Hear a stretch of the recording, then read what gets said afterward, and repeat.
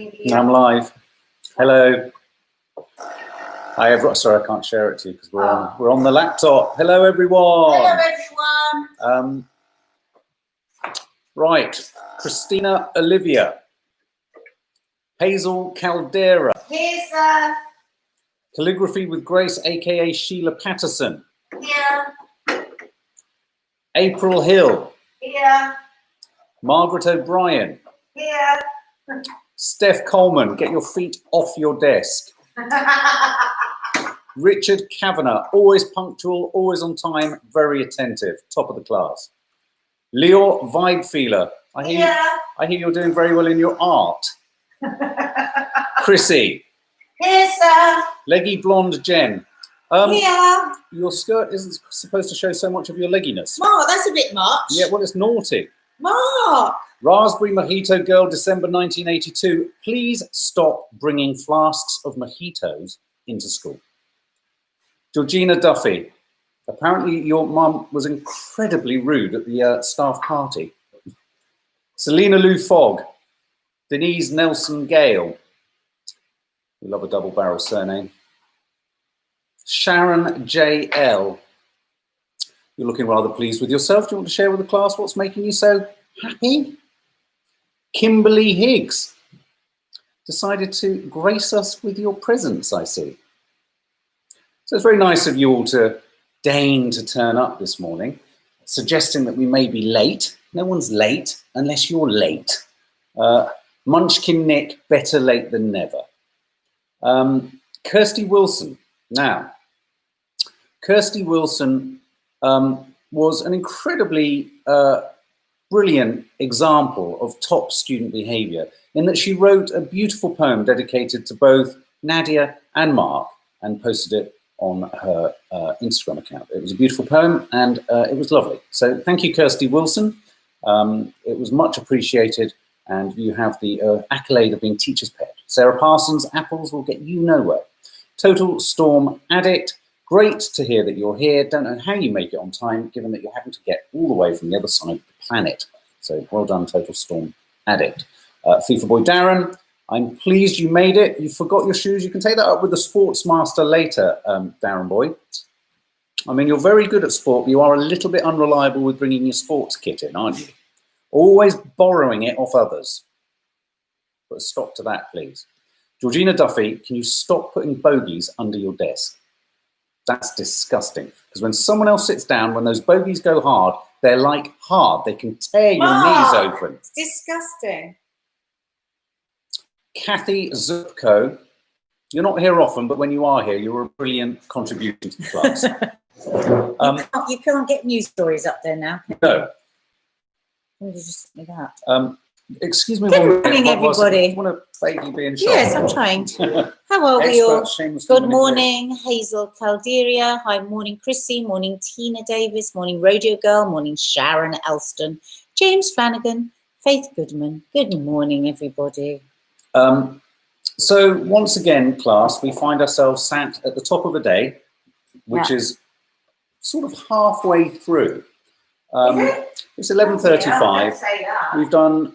I mean, I don't know about you guys. You stroll into class late with your bags hanging out and your textbooks falling all over the floor. We've done a full day's work before we've even got up. So, lockdown looms, and what happens in lockdown? Homeschooling. That's right. You're going to be educated by your parents at home, which means we aren't doing diddly doo-doo. So we ain't going to do any more coffee moments. It's over. It's all over. It's all done. No, I'm joking. Hello, guys. Obviously, today is a huge day in global politics. America goes to the polls. And we should all have a right to vote because it affects all of us. Now, listen. Well, yeah, we should all have a right to vote. Now, we've made no secret of who our preference is, but in a true democracy, it's important to any Americans who happen to be here and not at a polling station to vote, because people all over the world have died to have the right to vote. You know, it's a huge privilege and it's a mark of democracy. So regardless of your political persuasion, try and get out, try and vote. I am going to be watching it tonight.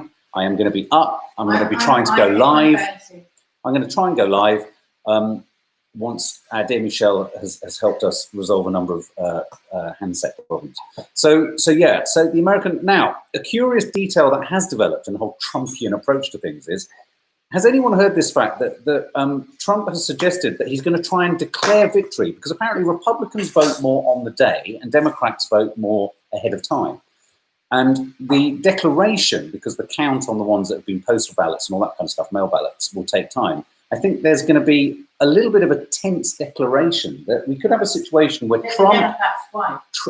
Trump declares himself victor on the day, because they'll have counted all the votes that people have put, done on the day, whereas the mail votes, which principally favour Democrats, won't be counted until later. So we could have a situation where Trump literally runs around going, "I've won," when he hasn't yet won. I don't know. Is there any precedent for this? Is there any precedent for this? Precedent? I don't know. It's just. There's nothing in their constitution to protect somebody cheating. Well, strictly speaking, he claimed that it wasn't cheating on the day. What, to say that you've won before all the votes are being counted? Yeah.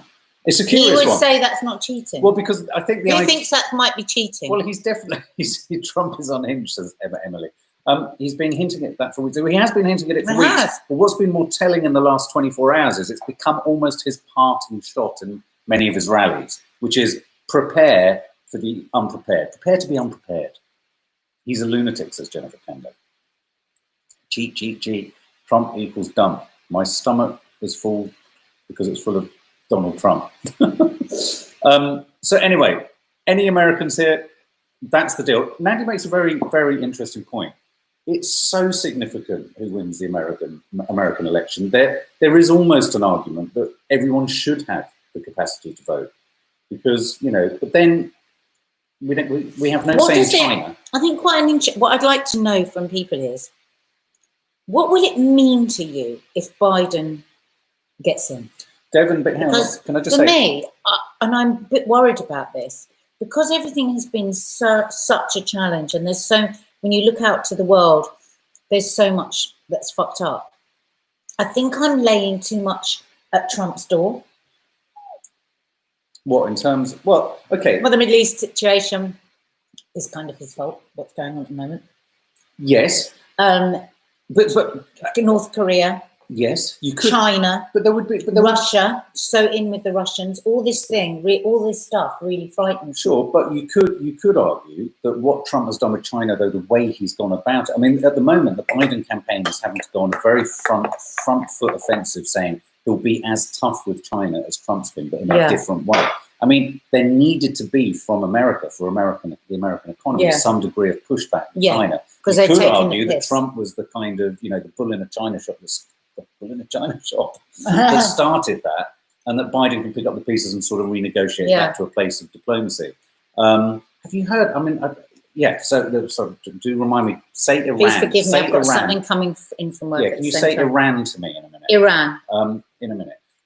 So yeah, but look, Devon B here says, no, I watched a TED talk about this fact, about the counting, and they don't even have to concede. Is there some strange, curious detail? I think there might be some strange statute. But do you remember when there was the George W. Bush and the Al Gore? I was in America at the time, and there was a huge conflict that actually it was. I never really understood how he did win. Al Gore had won. Yeah. But then Al Gore had to take it to the courts if he wanted to claim it, because George W. Bush on the day had won on the day. I think there might be some rule that if he is the winner of 280 electoral seats, I suddenly feel like I'm going to be sick. 276 college seats. 270 college seats on the day, he can declare victory and not concede. That's so messed up. That's not democracy. Makes the night an even more. That is not democracy. I'm sorry. So that's why everybody has to go out and vote. Sue Thorpe, Nigel Farage was on this morning earlier. He's just as loony. Now, I just want to flag this up because I know it's going to make Nadia very frustrated. Iran. You've had all the cheesecake. Iran is pressing more charges against Nazaddin. No. Yeah. No. Yeah. No, because I was reading about this a week or so ago, because they stopped. Today. No. Today. No. The news is today. No, but the rumblings of this were a week or so ago, when when Britain again refused to pay the debt that they owe, and they came and they got her from her, because she's been imprisoned at home. What's it called when you have to stay at home? House arrest. She's been under house arrest, and the National Guard came and collected her to go for her court case, saying, pack for prison because you're going straight to prison. So she knew it wasn't going to be. Yeah, and she is packing for prison because they've got more charges against her. Dominic Raab's had to come out saying we oppose this in the strongest. Well, what Dominic Raab needs to do is pay what we owe Iran, which is like $500 million. It's unbelievable amount of money, and the reason it looked like she was going to get out was because they had said they were going to pay their debt, and so this one woman is being held hostage. Yeah, no. Oh, no, don't. That's really upset me. Yeah. Raab does need to do something, Mark Oakerby. Well, do you remember do you remember if Boris that messed this up for her because he hadn't read his notes bloody properly, and he said she'd been teaching out there and she hadn't, and then they used that all over Iranian TV, his interview, to prove that she was a spy. Oh, Mark.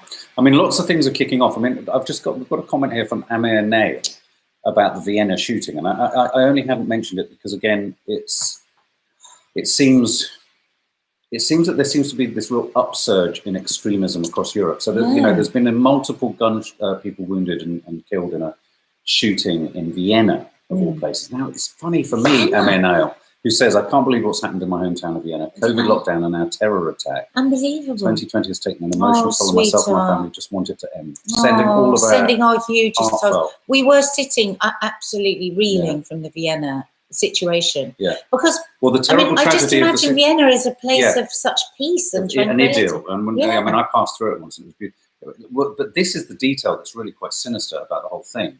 The 20-year-old gunman had been released early from jail last December, 8 months after being convicted of trying to travel to Syria to join ISIS. Shit. What, was he released by accident? No, he was released. No, he had been released, which goes back to this idea of can you de-radicalize radicalization? I mean, it's just horrendous. It's horrendous. So that is a terrible tragedy there, and obviously coming off the heels of the French catastrophe in the church. So, global, it's just, so going back to your comment about Trump. Yes, we have, Anastasia, we have seen New York boarded up. Yeah. We found it so upsetting, so I'm sure you have. And it's just... I do think this American election is a bit of a bellwether moment for the global morale. That's what I mean, and I think I'm worried that I'm holding too much store in that. If Trump? How will you feel? You'll feel if Trump wins. I'm going to be very depressed. I think for me it signifies more darkness, and that's probably me being completely overdramatic. But I just do. I can't help it. I was reading a piece. Does anyone else agree? Does anyone else agree with this? Kirsty Wilson's comment there. Kirsty Wilson, Trump and Biden battle to win the post. We hope so much that they vote for the one that will do the most. The world has gone so crazy and a little mad, hoping that whoever gets in doesn't do more bad. Kirsty Wilson. You must check out. She did a personalised poem for the two of us. She's copied it on the Insta story. Thank you.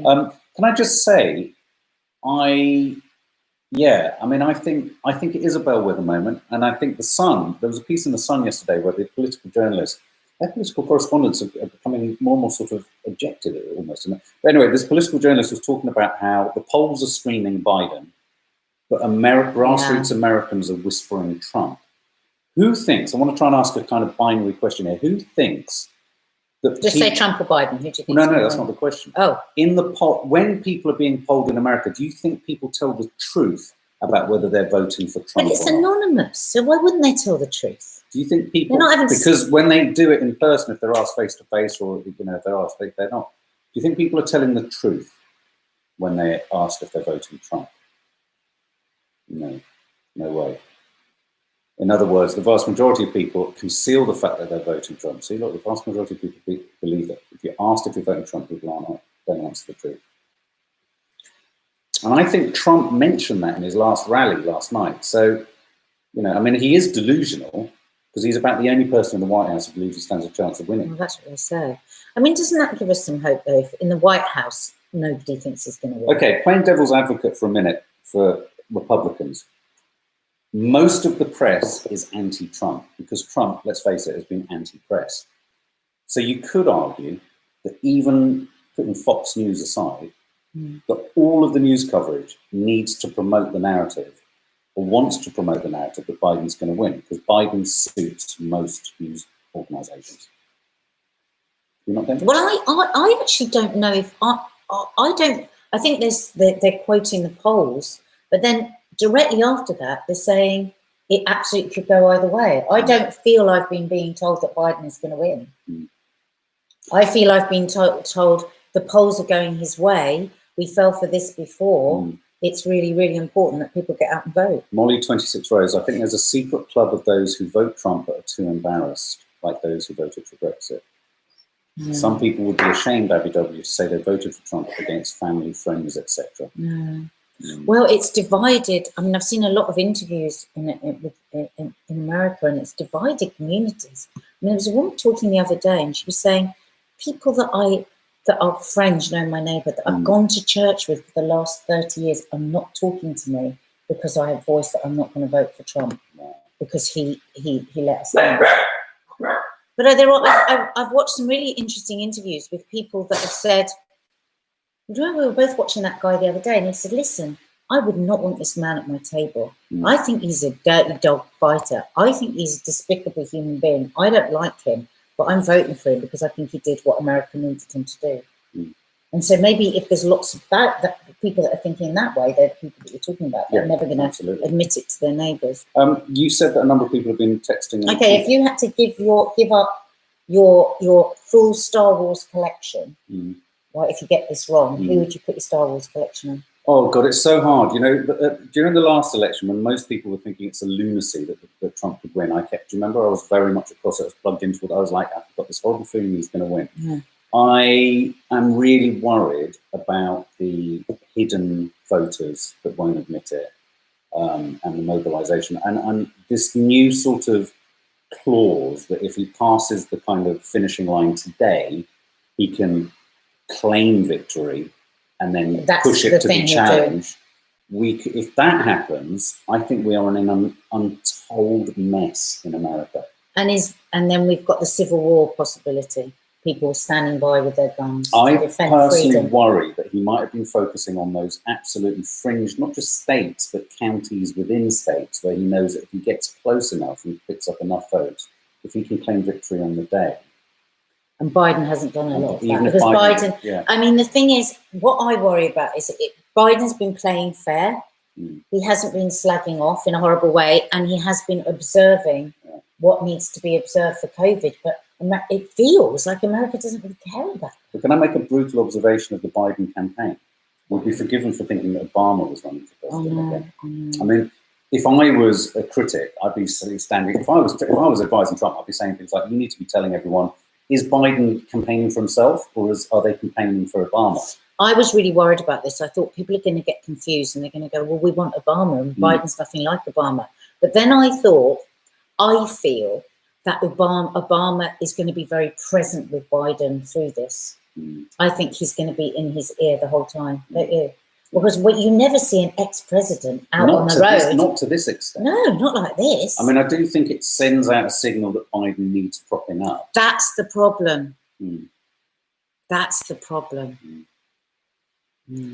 Yeah. So, Nadia, a lot of people have contacted you about this game-changing rapid COVID test trial that's to start in Liverpool with 500,000 people to be tested. There's nothing about that I don't think sounds good if it works. Well, lots of my friends and stuff have been texting me with this morning saying, "Oh God, this is exciting. This is good news." They see, I can't quite work out why it's good news. Well, but I suppose they're testing how efficiently they can do it. I mean, are they going to make everybody have the test? Well, because places like South Korea, where they've managed to get the virus under control, people have no choice. In China, if they say 9 million people are being tested this week, 9 million people are going to, but we can't make anybody do anything. So, well, they're bringing the army in to do it. This is but they're bringing the army in to help do it, not to force people to do it. No. But also, okay, so say everyone in Liverpool agrees to do it, which hopefully they do. What actually are we going to learn from that? Well, I think it's a step. Why is it a game do you remember changer? yesterday? It'll only work, Jilly D says, if it's accurate. I think it's a choice, Chelsea girl. Well, I said yesterday that unless we were to enforce the entire country to be tested, this almost, the thing I like about this story is this feels like a step in that direction. It feels like something is being mobilised. Yes. Something big is being mobilised. Anne-Marie's just said, I've missed the good news. What is it? Yeah. Well, we're not sure it's good news, Anne-Marie, but basically it's being sold to us as good news. Well, because it's a game changer. It's game changer. It's game changer. You can't call it game changing until it's been done and it's changed the game. That entire city of Liverpool is going to be tested. And I suppose what they're saying is, if they can do this and they can see how the virus is working, they will do this in each and every city. And countries that are getting a handle on it, sorry, Anne-Marie missed it, that is what they've been doing. So we're finally in a position to do 500,000 people, which is good news. Claire Yardley Coco, not sure how I feel about being forced to test. Can I ask a quick question? If you were forced to be tested, would you let them test you? Yes or no? If I was asked to test, absolutely. Because I will do anything that they ask. Like we join the chest and trace. The chest and trace. Track and trace. I love a chest It's shit. It doesn't work. But we're going to have to pull together. We're going to have to pull together. And, you know, some things are going to work and some things aren't. And so even if I don't agree with something, I'm going to do it for the greater good. The big question that follows this headline for me, as soon as I read that headline, my quick first follow-up question is, how frequently is that going to happen? Because, of course, that will tell you where you're at on that day. Yeah. And then how because they want to map it. They want to map it. Yeah. Well, I mean, Boris has said a number of times that they're looking at the possibility of testing everybody twice a week. There's this very dramatic suggestion from Laura 89. What? The NHS should have gone street by street and tested everyone, and if any household with COVID should have a sticker on the door and told to isolate for 2 weeks. I mean, that's kind of what I was saying yesterday. It sounds a little bit sort of... I don't like the sticker on the door. Yeah, regimented. It's a bit like the days of the bubonic plague where you put a red cross on the front door. But I do think that almost it needs to be as comprehensively done as many things that can be done, like TV licence occasions. Yeah, which takes us back to us again being absolutely enraged that they're not closing the schools and the colleges because this lockdown feels pointless without that happening. I do sometimes think if you can implement the TV licence and ensure that people can't avoid paying it, why can't we go to the same level of organisation swiftly in a 9-month period to do the same for every household? You know what I mean? So yeah, again, game-changing rapid COVID test. It will be game-changing once proven, I think. I just wanted to share with you guys an odd story. Look at this.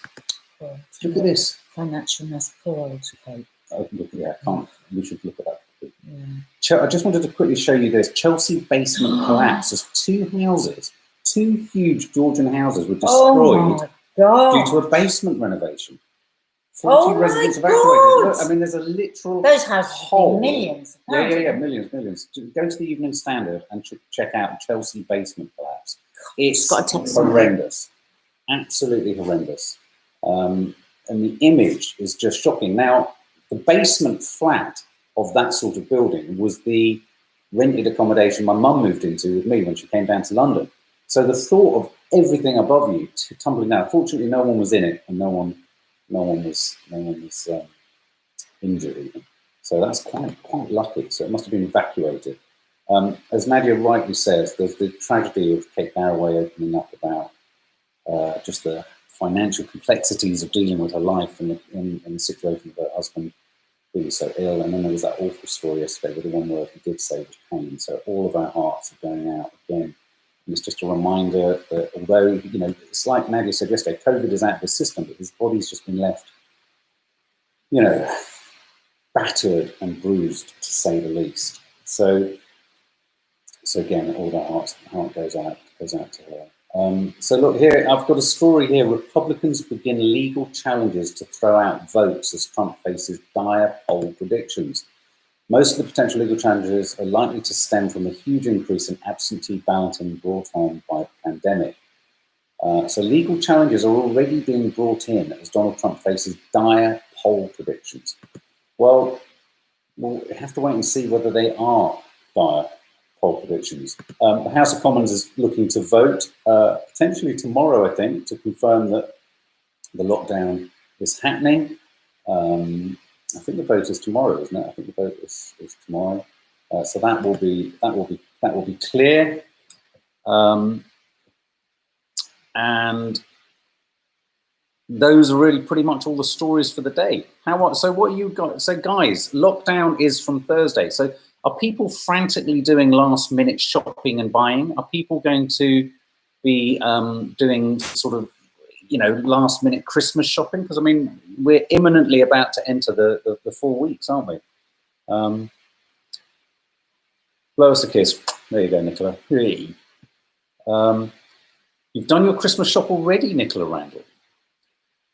Fair point, Mark Oakerby. James McBeer, yeah, tomorrow I was watching the news about it and they reckon it'll go through. Yeah, the vote will go through. It's absolutely going to go through. Sophie, my little boy, the same, school out school, is now very angry, kicking. Devon B, what time do you think we'll do the live later? Mark, are we doing a live? Are we doing a live later? Oh, I see, for the election. Not entirely sure. And again, due to technical issues, I'm not too sure whether it'll be on YouTube or on my Instagram. Do go to Mark_Adderley on Instagram. Your cupboards are full, Leo. Yeah, it's, part of me was toying. Hi, Gutter Flower 89. Welcome, Nadia. Can you do just a quick shimmy for Gutter Flower 89? New family member, family guest. Everyone gets this. She tends to do a pole dance. Gutter Flower 89. Gutter flower, the seeding flower. Be a gutter flower. Flower, gutter flower. The idea of a flower in a gutter.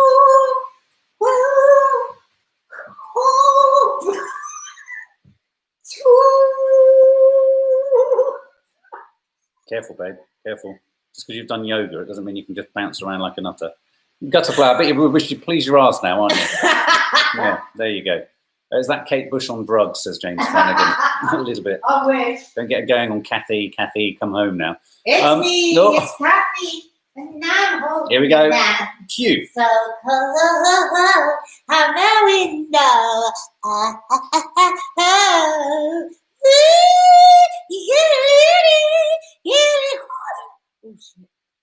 We're going to have a sore throat for the rest of the day. Guys, have a lovely day. As I say, go to Mark_Adderley. I'll probably be going live down there later. I will be editing something, not too sure what, to land on the channel later. And lots of love. Looking forward to night shifts kicking in on Thursday. Remember, members live tomorrow night.